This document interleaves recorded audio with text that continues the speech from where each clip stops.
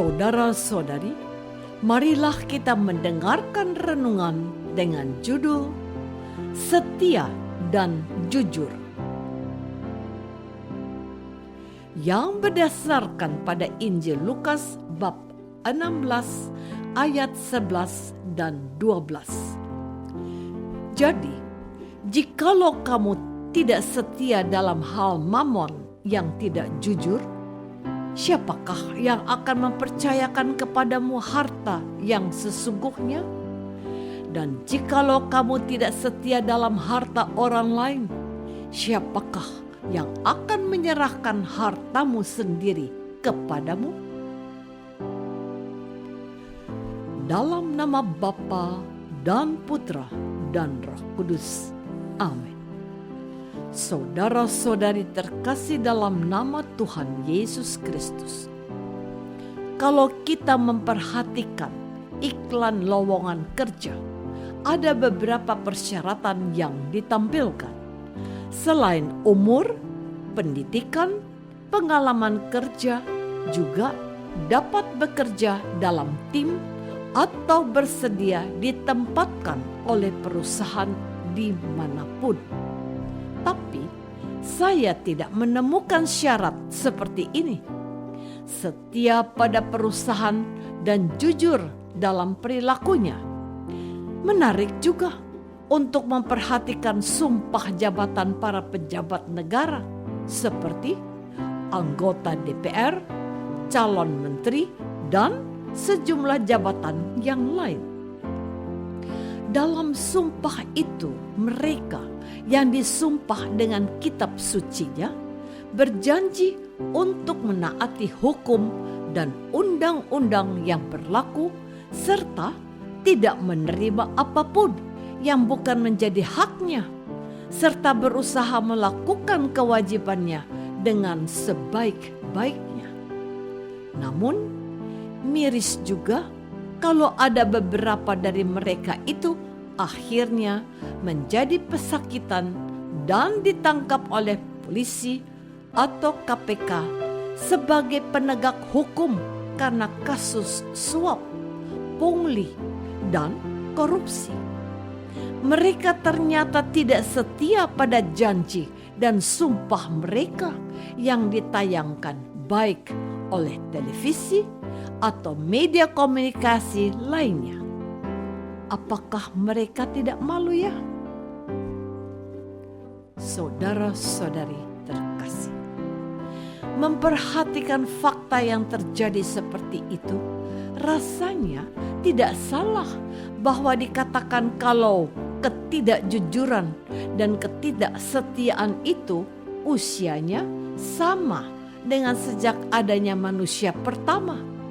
Bahkan dalam sejarah keselamatan Israel, tema ketidaksetiaan manusia kepada Allah menjadi tema sentral dan selalu berulang atau diulang-ulang.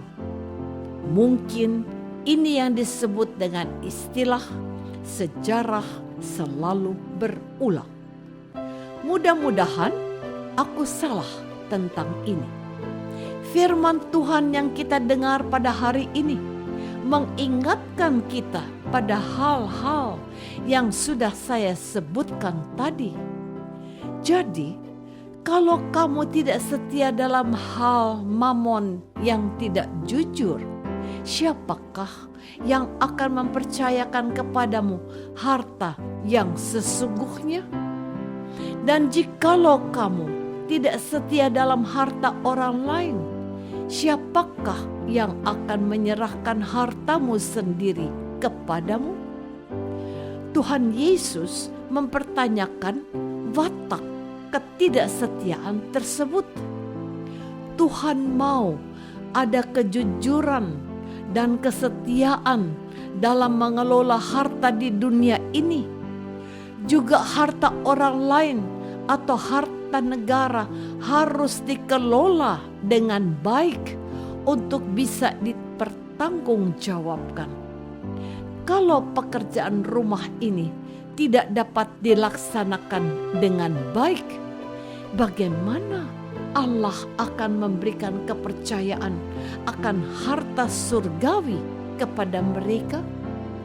Allah menghendaki kejujuran yang teruji dalam perilaku kehidupan yang tidak merugikan orang lain dan negara atau masyarakat. Saudara-saudari terkasih, perhatikanlah firman-Nya hari ini. Barang siapa setia dalam perkara-perkara kecil, ia setia juga dalam perkara-perkara yang besar. Dan barang siapa tidak benar dalam perkara-perkara yang kecil, ia tidak benar juga dalam perkara-perkara besar. Menarik untuk disimak juga bahwa ada orang yang sudah divonis korupsi atau tidak setia dalam jabatan yang dipercayakan kepadanya, dengan bangga mengatakan bahwa dia tidak melakukan perbuatan tersebut. Bahkan ada seorang pengacara kondang yang bersumpah tidak akan menjadi penasehat hukum orang yang tersangkut kasus korupsi. Dua sikap yang bertentangan ini mau memperlihatkan betapa seriusnya masalah kesetiaan dan kejujuran itu dalam hidup bernegara dan berbangsa itu. Dan itu sudah diingatkan oleh Tuhan Yesus pada hari ini. Perkara ketidaksetiaan dan ketidakjujuran boleh jadi merupakan label yang diberikan kepada orang Israel yang membelakangi Yahweh dan tidak setia pada perintah-perintahnya. Mereka membuat patung untuk disembah, bahkan menyembah Baal untuk menggantikan Yahweh di zaman Nabi Elia. Dalam murkanya Allah membunuh para nabi palsu dan mengembalikan bangsanya dengan pertobatan. Banyak contoh ketidaksetiaan bangsa pilihan yang dapat kita temukan dalam manifesto Perjanjian Lama, mulai dari kitab Kejadian hingga kitab Maleakhi. Ketidaksetiaan itu berawal dari perilaku manusia pertama, Adam dan Hawa, dan keturunan mereka. Mereka diusir dari Taman Eden karena mereka tidak menaati perintah Allah, karena mereka lebih memilih kehendak setan yang menjanjikan bahwa mereka akan menjadi seperti Allah. Iming-iming setan, daya tarik dunia telah menyesatkan mereka, sehingga mereka berani melanggar hukum Tuhan yang ditanamkan dalam hati mereka dan yang sudah mereka janjikan sekalipun.